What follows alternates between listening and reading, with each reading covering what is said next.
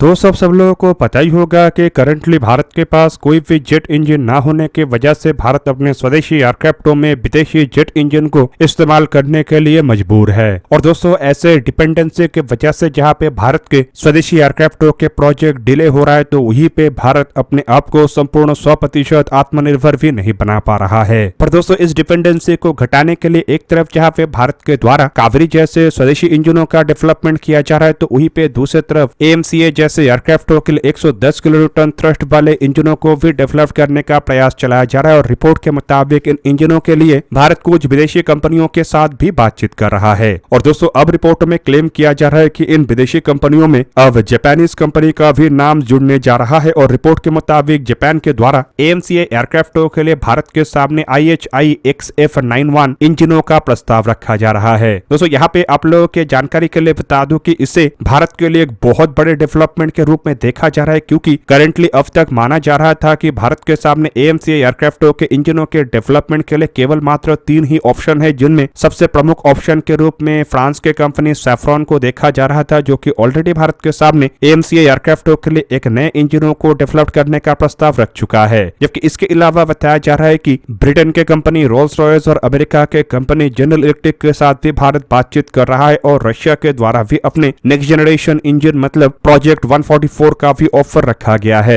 ऐसे में दोस्तों इस प्रोजेक्ट में जापान का एंट्री मतलब भारत के लिए एक नया ऑप्शन खुल जाना और भारत इससे जेट इंजन बनाने वाले इन सभी कंपनियों के साथ और हार्डली नेगोशिएशन कर पाएगा। दोस्तों XF91 को अगर देखा जाए तो ये एक तरीके के low bypass after burning turbofan engine है, जिसे की Japanese company IHI corporation Japan acquisition technology and logistic agency के साथ मिलकर डेवलप किया है। दोस्तों इन इंजनों के जो पहला प्रोटोटाइप है उसे साल 2018 में तैयार किया गया था और रिपोर्ट के मुताबिक इन इंजनों के पास 11 टन या फिर कहे तो 107 किलोन्यूटन तक ड्राई थ्रस्ट प्रोड्यूस करने का क्षमता है, जबकि अगर इसमें आफ्टर बर्नर सेक्शन का उपयोग किया जाता है तो ये करीब करीब 15 टन या फिर कहे तो 147 किलोन्यूटन तक थ्रस्ट प्रोड्यूस कर सकता है। और दोस्तों जापान का ये भी कहना है कि इन इंजनों के पास इतने फ्लेक्सिबिलिटी है कि इसे 20 टन मतलब 196 किलोन्यूटन तक थ्रस्ट प्रोड्यूस करने के लिए मॉडिफाई किया जा सकता है, या फिर इसमें थोड़ा बहुत बदलाव के साथ इन इंजनों को इतने अधिक थ्रस्ट प्रोड्यूस के लिए जनरेट किया जा सकता है। अब दोस्तों इतने अधिक कैपेबिलिटी के साथ डेवलप किया हुआ इंजनों को लेकर जापान का दावा है कि इसका उपयोग करंट जनरेशन के एयरक्राफ्टों के साथ साथ नेक्स्ट जनरेशन मतलब 6th जनरेशन के एयरक्राफ्टों में भी किया जा सकेगा।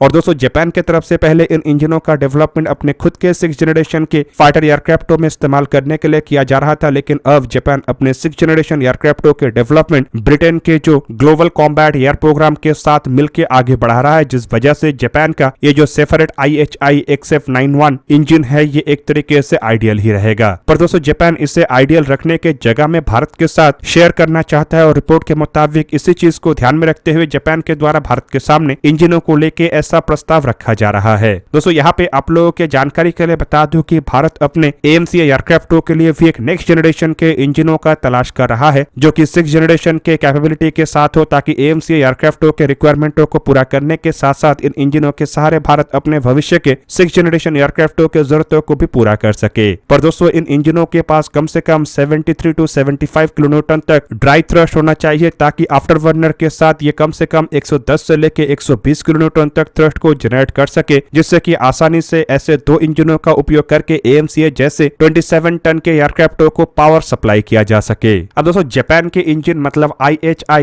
XF91 इंजन को अगर देखा जाए तो ये भारत के रिक्वायरमेंट के तुलना में अधिक थ्रस्ट को प्रोड्यूस करता है, मतलब इसका ड्राई थ्रस्ट ही करीब करीब 107 किलोन्यूटन के आसपास है, जो कि भारत के रिक्वायरमेंट के हिसाब से आफ्टर बर्नर के साथ उतना थ्रस्ट इंजनों के पास होना चाहिए। ऐसे में दोस्तों अधिक थ्रस्ट के वजह से इन इंजनों को डायरेक्टली भारत के AMCA जैसे एयरक्राफ्टों में इस्तेमाल तो नहीं किया जा सकेगा, लेकिन रिपोर्ट में क्लेम किया जा रहा है कि इन इंजनों के कोर के पास ऐसा कैपेबिलिटी है कि थोड़ा बहुत मॉडिफिकेशन मतलब कोर को डिट्यून करके इसके थ्रस्ट को कम किया जा सकता है। मतलब XF91 इंजनों के पास ये क्षमता है कि ये भारत के AMCA जैसे एयरक्राफ्टों के जरूरतों को पूरा करने के लिए अपने थ्रस्ट को कम करके 75 किलोन्यूटन तक ड्राई थ्रस्ट प्रोड्यूस कर सकेगा। पर दोस्तों XF91 को करीब करीब 147 किलोन्यूटन तक आफ्टर बर्नर थ्रस्ट प्रोड्यूस करने के लिए डिजाइन किया गया है, जिसका मतलब यह है कि भारत अपने नए इंजनों के साथ जो बाद में एक हाई थ्रस्ट या फिर कहे तो एक अपस्केल वेरिएंटों को डेवलप करना चाहता है, उसे भी आसानी से इन्हीं कोरों के साथ डेवलप किया जा सकेगा। इवन दोस्तों अगर भारत के पास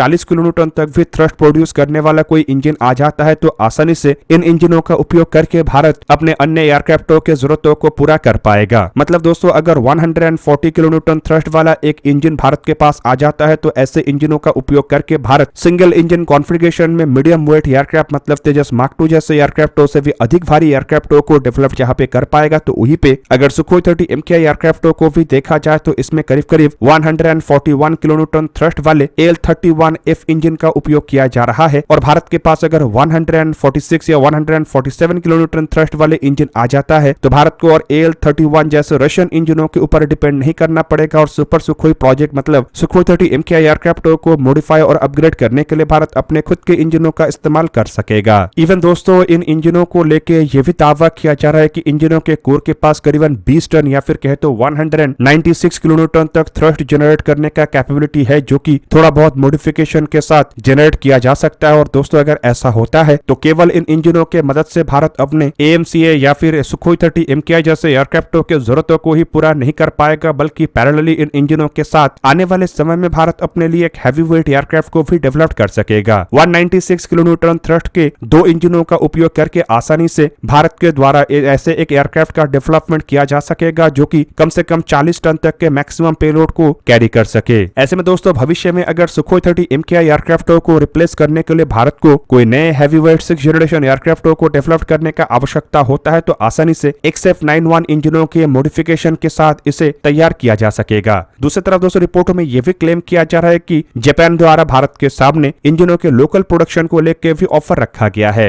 और इसका सिंपल मतलब यह है कि जापान भारत के काफी हद तक शर्तों को मानने के लिए तैयार है जिनमें मेक इन इंडिया इनिशिएटिव एक बहुत बड़ा शर्त है। आप लोगों के जानकारी के लिए बता दूं कि 110 किलोन्यूटन थ्रस्ट वाले इंजनों के डेवलपमेंट के लिए भारत की तरफ से जिन महत्वपूर्ण शर्तों को रखा गया है उनमें ट्रांसफर ऑफ टेक्नोलॉजी और मेक इन इंडिया इनिशिएटिव तो है ही, साथ में इंटेलेक्चुअल प्रॉपर्टी राइट शेयरिंग और एक्सपोर्ट राइट शेयरिंग भी शामिल है। हालांकि अभी तक जापान की तरफ से ऐसे इंटेलेक्चुअल प्रॉपर्टी राइट शेयरिंग और एक्सपोर्ट राइट शेयरिंग को लेकर भारत को कोई ऑफर रखा गया है कि नहीं इसके बारे में जानकारी नहीं है। लेकिन यहाँ पे जो मेक इन इंडिया इनिशिएटिव का बात कहा जा रहा है इससे एक बात तो ये साफ है कि जापान भारत के मेक इन इंडिया इनिशिएटिव को सपोर्ट कर रहा है और ऐसे में दोस्तों आसानी से नेगोशिएशन के माध्यम से भारत जापान को ट्रांसफर ऑफ टेक्नोलॉजी और इंटेलेक्चुअल प्रॉपर्टी राइट शेयरिंग को लेके भी मनवा सकता है। हालांकि दोस्तों जापान के इस ऑफर को एक बड़े ऑफर के रूप में इसीलिए देखा जा रहा है क्योंकि करंटली भारत के सामने ऑप्शन के रूप में फ्रेंच और ब्रिटेन के इंजनों को ही देखा जा रहा था क्योंकि अमेरिका करंटली भारत को इंटेलेक्चुअल प्रॉपर्टी राइट शेयरिंग के लिए तैयार नहीं है जबकि रशियन इंजनों को लेकर भारत फिलहाल उतना अधिक इंटरेस्ट नहीं दिखा रहा है। ऐसे में दोस्तों जापान का ऑप्शन भारत के सामने आने का मतलब यह है कि केवल मात्र यूरोप के देशों के अंदर ही भारत के इस प्रोजेक्ट को लेकर डोमिनेंस नहीं रहेगा बल्कि यूरोप के बाहर भी भारत अपने इंजनों के जरूरतों को देखते हुए अन्य देशों के साथ नेगोशिएशन कर पाएगा।